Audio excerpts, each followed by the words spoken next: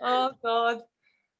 Okay. Let's start again. Can we Go start ahead. again? Yeah. Yeah. So tell me how and why you started off on your self-development journey.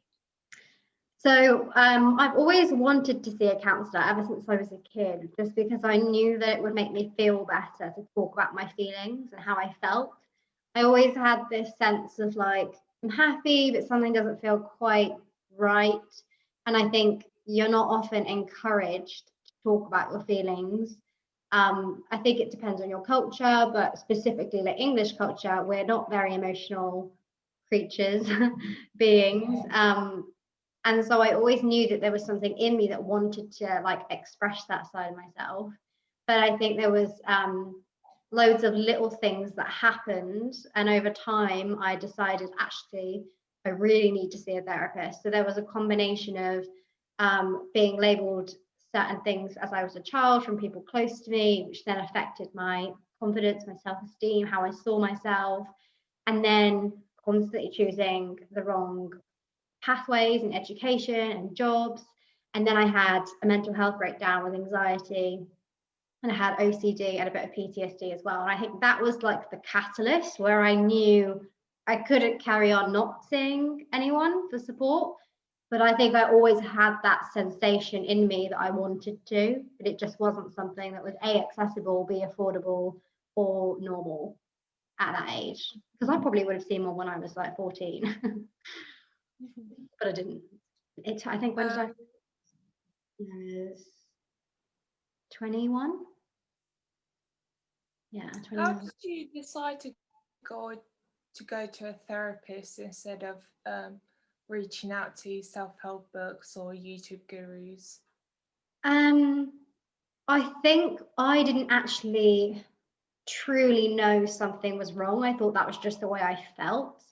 So I kind of went from that was how I felt to having a breakdown and having to see like a psychologist. Because before that, it just felt normal. It's just like, oh, well, that's just the way I feel. So I never really looked to self-help books because I just thought that was me. And also, I think when I was 20, 18, even 15, it wasn't that trendy to read a book about your self-development. So it just was never something I thought of.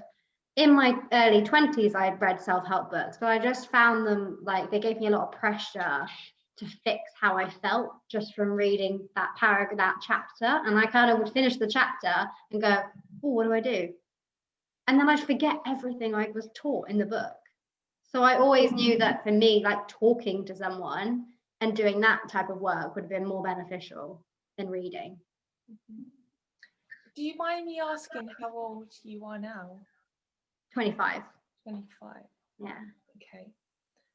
How does the self-help industry look like to you? I think it's like really multi-dimensional. There's really positive, healthy aspects to it. And then I think there are quite all-consuming, addictive parts of it.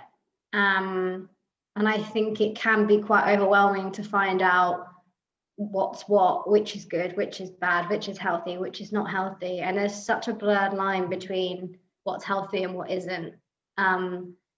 And I think more so now it's very confusing because there's loads of people out there who are claiming that they're therapists or like a CBT therapist or a coach who don't do legitimate qualifications. So it's quite, everybody has an Instagram page these days where they're talking about their journey and like whether it be weight loss, mental health, self-esteem, everyone's talking about their journey, and then they buy a course or Groupon and they're like, yeah, I'm a CBT practitioner. So it can be, I think it's just really got a little bit out of hand, maybe, in my view. It's lovely that everyone wants to take part, but I think, yeah, there's dimensions of it that aren't quite healthy. Yeah, I agree as well. I think there's pros and cons to it. Yeah. Would you say self-help changed your life? And if yes, how?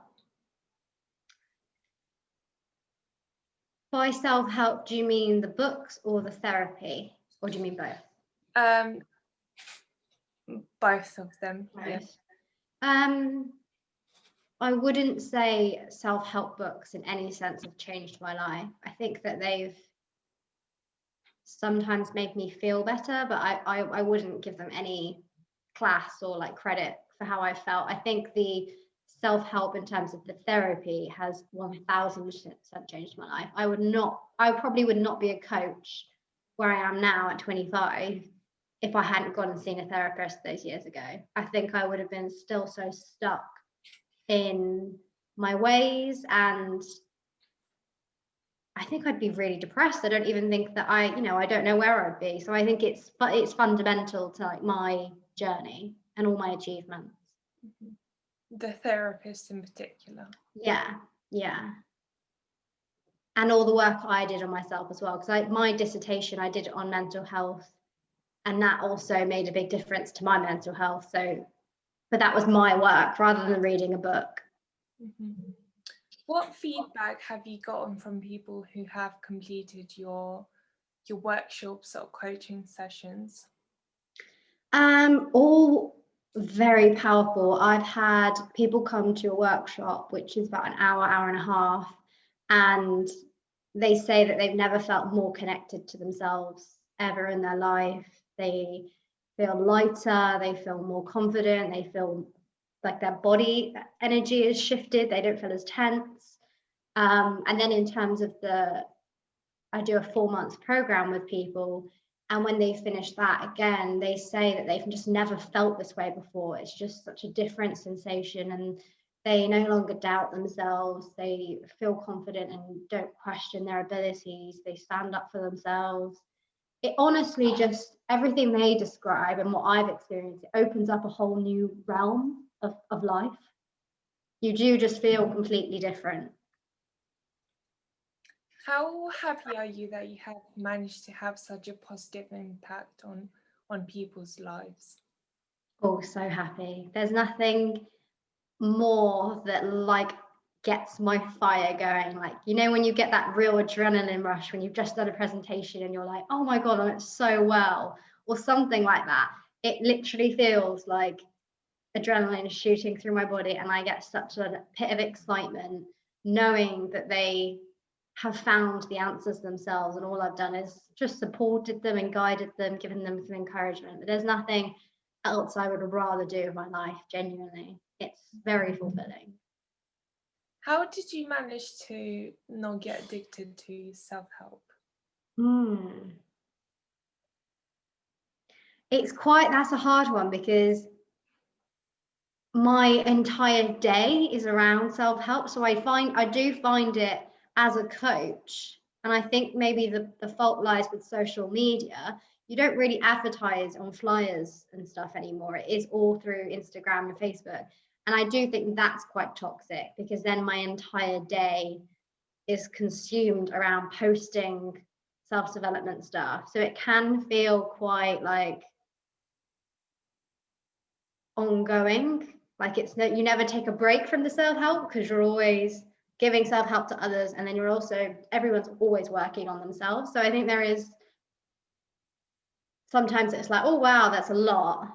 But I think that's down to the way that we market these days. It's all through social media, and people will spend like 30 seconds looking at your page, so you've got to be like quick. Does that answer the question? Yeah. What self-help methods have you used to help you in your journey? Self-help methods. For me, a lot of what I do is observing my thoughts. So noticing if I'm thinking something really negative, and then if I notice that my body's like really like slouched and I feel quite heavy, and then noticing how I feel, I always try to notice that experience and then go, oh, actually, I don't want to choose this. This is just my inner critic.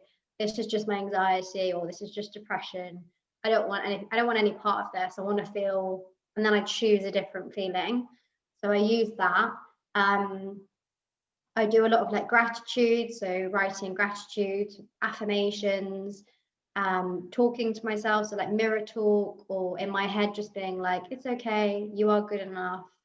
It's all about building a new muscle of positivity and confidence and strength. rather than the other muscle, which is like the anxiety, the fear, the lack, the controlling. So I always try to do something which is going to make that muscle bigger. Mm-hmm. I've seen that you use crystals, and science and critics would say they're not useful in any way, but why do you use them? I was first gifted one when I had really bad anxiety, and I feel an energetic pull from them. I feel like when I hold, like if you was to give me a rock and you were to give me a crystal, and maybe you didn't tell me which is which, I still think I would feel the energy of the crystal. And I don't think it matters whether it's the placebo effect or if it's real. It makes me feel better, and it gives me comfort to know that I have an object which makes me feel better. It's like believing in God. People would say God doesn't exist, but it's still nice to know God's always with me. God always has the answer. And having those crystals is that way of, whether it's in my bra or on my necklace or on my jewelry, it's something that I have with me to go, okay, I'm protected, or whatever it is. So I think that whether it's true or not, I think it's nice if you have that. I didn't know you can put it in your bra as well. Yeah, you can get you can put them loose, or you can get little like like fairy bags, and you put them in. Oh, okay. You put them in your bra, so you can just leave them loose. Mm-hmm. Have you seen any changes in trends of people coming to you? Or is there like a pattern? No. So they all have different needs? Let me think about this.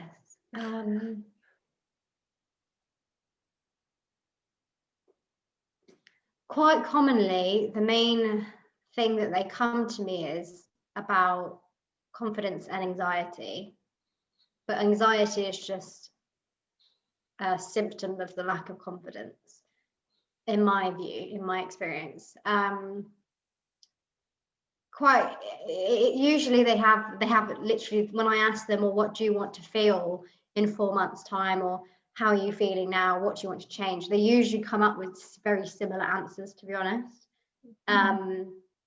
I do notice that a lot of guys like my stuff, or will send me a message and say, I really love what you're doing, like that's so interesting. And so I do think there's a trend there, that there's something going on there, that they want to look at it. But in terms of the people who are paying me and coming to me, I haven't really. The main trend is that they don't have confidence, or that they don't have, or that they have anxiety. Does that answer the question? Yeah. Most people are comparing their lives to friends and people on the internet, and I think that even when I look at myself, I'm blinded by this trend of improving ourselves to death. It can become harmful if used as an excuse to do it for the likes of others and not for yourself. So as a coach, but as a young adult as well, what would be your advice to someone who's desperately looking for fulfillment and happiness? I truly believe, and I would say to them, that you are already happy and you are already complete. You don't have to change anything. I think that true self-development is not necessarily development, but just getting comfortable with who you are, accepting who you are, learning to enjoy yourself as you are today, and then everything else changes. Because I think if you're constantly looking to change yourself, you're never sitting with who you are. And I think that's true happiness, when you're just completely complete with who you are, rather than looking to change or looking to be like someone online or someone in your family. Even when it comes to career and stuff, like if you were to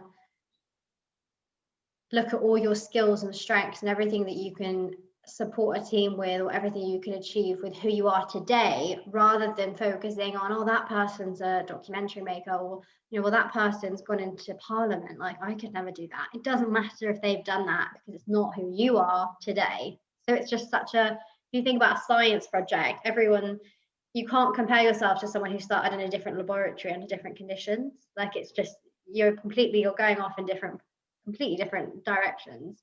So I think you've just got to be comfortable with who you are and accept who you are. That's the goal, which is not often what self-development talks about. It's in our nature to want to improve, but is there a limit? A limit to improve? Yeah, how much do we actually need? I think it depends on the circumstances. There are people who are very unhealthy and toxic and they need support. But I think even with those people, they just have to strip back and come back to themselves rather than needing to change themselves. It's just about stripping back all the BS that's making them feel or act a certain way.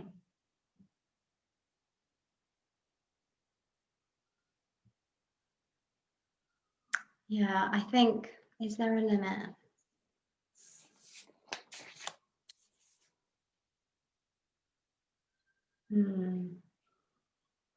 I think there absolutely is a limit. For me, my motto is that you should just be happy and accept who you are. And if you accept who you are, you'll want to work out and change your body, but from a sense of fulfillment and love rather than a desire to change. So I think it's a different approach, which creates that limit. Do you think that nowadays millennials are too self-absorbed in pursuing perfection than before, especially with social media around? Do you think that, you know, by seeing happy and fulfilled friends or social media personalities, millennials go for an anxiety-driven self-improvement process? 100%, because not one person on this planet is completely and utterly happy with themselves. It doesn't exist. This level of happiness that people portray on social media, whether they be on holidays or they've just got this new skincare and their skin's amazing, none of that is pure happiness. And with social media, everyone takes like 50 photos and they upload that one photo, and it's all about the likes. And I think that everywhere you look on social media, everyone is giving off this image of perfection using these editing tools, these filters, these different lightings, you know, taking a picture of a beach and making it sound like you're in this beautiful, insanely perfect place, but it gives off the wrong perception and the wrong goals to everyday people. I think that is the most toxic part, because everyone I see on social media is using filters, which changes your lips, your eyes, your nose. And it's so, I catch myself even as a coach looking at it and going, I don't look like that. And it's so all consuming. I think that's where the toxicity is. With me, I find that I want to be the greatest version of myself, but at the same time, accept who I am now at the moment. Yeah. Have you found a way to balance self-improvement with self-acceptance?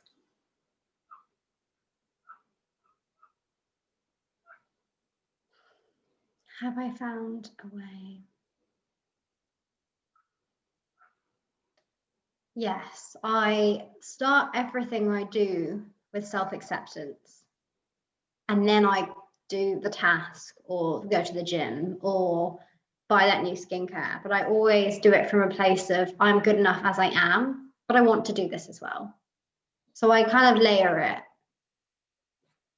Because you've got to start everything you do, you have to start whole and complete. You can't start something not whole and complete, because then it goes off on that tangent of being a desire to change something from a toxic place rather than a desire to change from a loving place. Mm-hmm. So I'm hearing from you that you sound kind of skeptical of some self-improvement methods, such as the books, but you do promote it through what you do as a coach. So how do you make sense of that? Which bit do you mean that I promote? The coaching, the self-help, that sort of thing. So the difference between the self-help the coaching I do and the books. Yeah, because you don't agree with the books, but you agree with the other methods, such as going to a therapist. Yeah. Yeah. So I think when you are talking to someone and you, through your own language and through your own view of the world, are understanding yourself and unlocking your patterns of beliefs and starting to get a lot more clear, that is when the true breakthroughs happen, because you're not reading through something through someone else's lens or through someone else's experiences, which you may never achieve the same outcome as them. You're doing it from your own place. And I think that's when that transformation happens, because it's all completely organic and it's all from your own head. It's not influenced by anyone. And if you're with the right coach and therapist, they will not lead you, they will just guide you. So you will lead the way and they will support you on your answers that way. And when you're reading a book, I do think they are helpful, but when you're reading a book, you're not truly taking it in on that intimate level as if you would if you were talking to someone about it, because you're just digesting it. But the chances are when you finish that chapter, you will not have remembered anything. And in order to, change these deeply ingrained beliefs and behaviors that we have to make active progress, and we have to choose to do something. It has to come from deep within us. You're reading a book and you've just finished that chapter. How much of that are you going to ingrain into your daily life because it didn't come from you? It's easy to be told you have to do X, Y, and Z, or X, Y, and Z will change your life. Is it going to change your life? No, because you're not doing it. It's not coming from within. You can't just keep kind of like projecting things onto yourself. It has to come from a real desire to change. And I think that's also where I do find books quite toxic, because there's so many out there and they're all claiming to, change your life, turn you into whatever it is. But you read so many and they don't. Like, I don't know anyone who's read a book and it's genuinely changed their life. Yeah, that's what I think. I think there's so much you can do to help a person, coach them, encourage them, but it's all down to the person until they decide it's time to change up everything they have learned into action. Because you're the one that holds the answers to your happiness, to your life. No one else can live your life.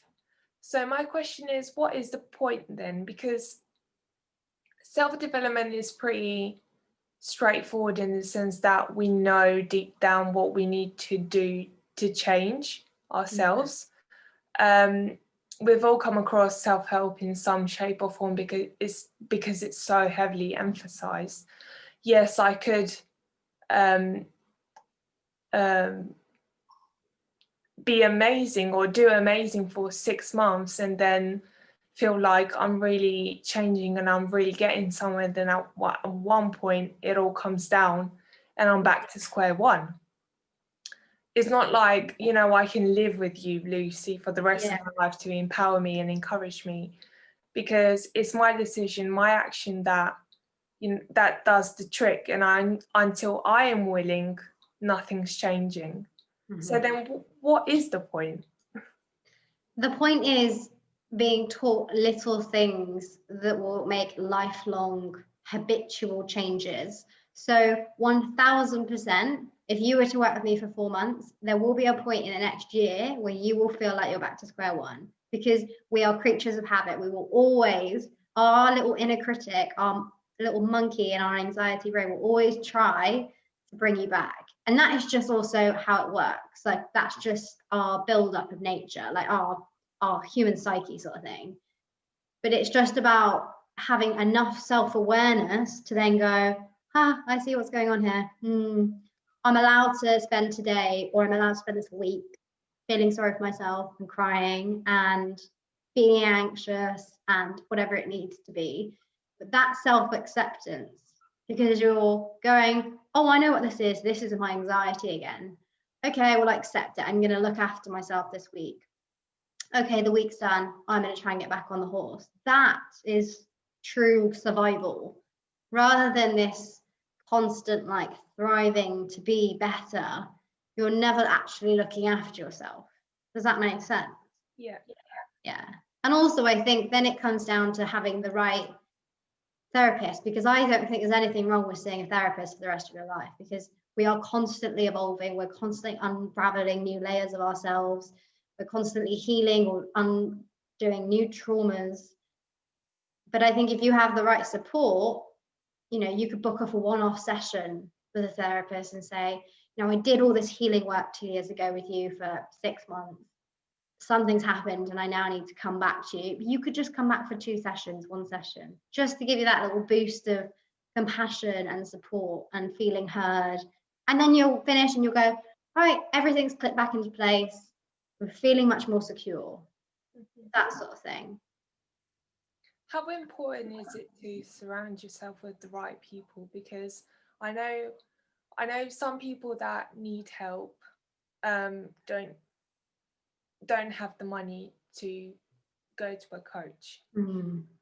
And so then you need a very good you need really good support from your family and your friends. So I'm guessing that plays a role as well. So how important is it to, you know, yeah, I don't have the money to go to a coach, but you know, maybe my family or my friends can help me get through it. But then at the same time, if you're not around the right people, then that again is quite toxic for you. Yeah. I think that's the level where I think self-development books would help, because if you're reading about like the psychology behind like family relationships and communication and the importance of having boundaries and stuff, I think that is helpful.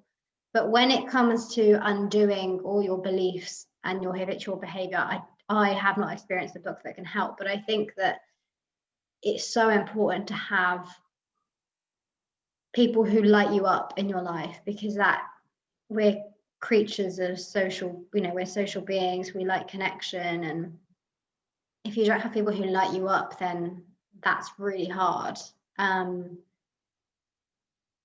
And sometimes that takes time to, you know, throw the rotten strawberries out and bring in a whole new bunch. And I spent years of having my family members who were labeling me these horrible things, and then my friendships were not supportive and did not, you know, make me feel special or, you know, go out of their way for me. And it took me years to find now where I have all these amazing friendships which, you know, buy me flowers and are really supportive and really kind.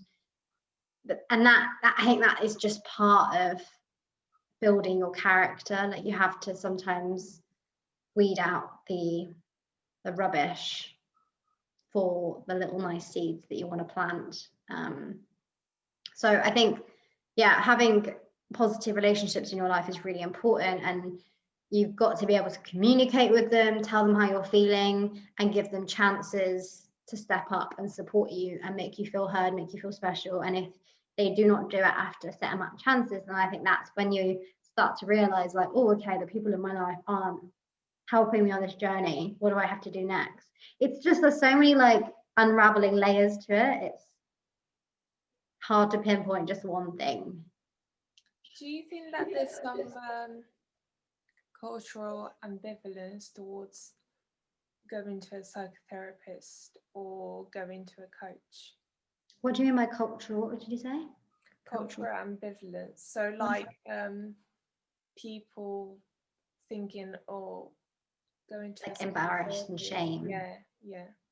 Do you think that is still out here in society, or do you think it's gone down a bit? Because I think it's, carry on. Because we, like now with millennials, for example, we're really keen on our health and other people's health. I think mental health now is really, it's not like a taboo anymore. And I'm really happy about that, you know, but there's still some people that are like, oh, you're going to a psychotherapist, like, what is wrong with you? Are you depressed? Oh God. Yeah. Yeah. I think that the stigma has like gone down quite a lot, but I also think that it's still there in some capacity, because we're still not really educated on our emotional well-being or intelligence. It's still not something really that's like taught or discussed over lunch and dinner, which is the opposite for me, because when I have a girls' night, that's all we talk about. So I think there is still some level of stigma, but I think that gives the receiver the opportunity to realize, like, oh, okay, they're shining a light on their insecurities and their mindset and their mental health, rather than it being a projection onto me. And it's just another opportunity to be like, okay, I'm going to look at the people in my life. There's always a chance for reflection. I don't think there's as much stigma, but I still think it is a bit awkward, particularly for men, talking about how they feel about their bodies, like body dysmorphia. A man being able to say, I've never heard a man tell me that he went to see a counsellor. And I'm pretty sure that most of them, maybe like 3 in 10 have, but they don't talk about it. Whereas I think for women, usually they'll tell you straight away if you're having a chat. Yeah. Is that male ego of, oh, I'm strong, Yeah. I don't need anyone? Yeah, and not being able to say, I had a guy the other day tell me that, you know, he looks in the mirror sometimes and he doesn't like what he sees. And I was kind of taken back. And it was interesting because I'm a coach. And if that was a woman, I would have felt really like able to step in, but I could feel his insecurity. And I was listening to it thinking, I can tell that there is like a weirdness here of like whether I can approach that, because you can sense someone's, you know, energy of insecurity about it. And it just even that interaction was really interesting. Do you do coaching with males as well, or is it It's just females, purely because when I just started out, I had just experienced sexual harassment with my old boss, and I'd heard stories of counsellors getting phone calls and the man breathing down the phone and it being an inappropriate interaction. And I kind of, at that point, also thought I'd be doing face-to-face, which didn't happen because of COVID. And I thought I didn't want a man in my home where I'd be on my own and there's no security. But that is just my insecurities with my interactions with men, rather than it being a general male issue. A lot of, oh, sorry, the dog upstairs barking. Izzy, my dog never barks, but this dog upstairs. Oh, you've got someone upstairs that's got a dog. Yeah, that's their dog's barking. So now Izzy, shh. Good girl. Ignore him. Oh, he's an annoying dog. Oh yeah, so I have a lot of men ask me about why I don't coach women, or if I coach men. Whenever I have an interaction with a guy, they always say to me, why don't you coach men? And I always find it really interesting when they ask me that, because I'm like, okay, well, do you want coaching? And they'll be like, oh no, I don't need it. Or I don't need it right now. So it's an interesting thing, because they will challenge me as to why I don't, but then they don't want it. Yeah. So it's like, I want help deep down, but then no, because what would other people say or think about me? I even did a questionnaire the other day and I included men in it, and I said to men, like, are you a man, like, are you a male? Do you want to receive coaching? Do you want to receive coaching on body image? And it was so conflicting. They'd say, oh yes, sometimes I struggle with my body image, but no, I don't really need to see someone right now. And then if they did say yes, they wanted to see someone, I'd say, well, enter your email or your name below and I'll contact you. And they wouldn't do that. So it was like a whole different mind game. Yeah. Would you say that now, where you are at the moment, are you happy? Are you fulfilled? Yeah. Let me start again. Are you happy and are you fulfilled with where you are at the moment? Yes, I am. There's always like I was saying, I think you're always evolving and you're always unraveling new layers of yourself. And I'm only 25, so I'm still going through my own, dealing with my own stuff. I'd say there's a general level of like contentment. I feel like I have so much in my life, but I still feel those pressures of social media needing to be a certain way. And I have a desire for more relationships in my life, like romantic relationships.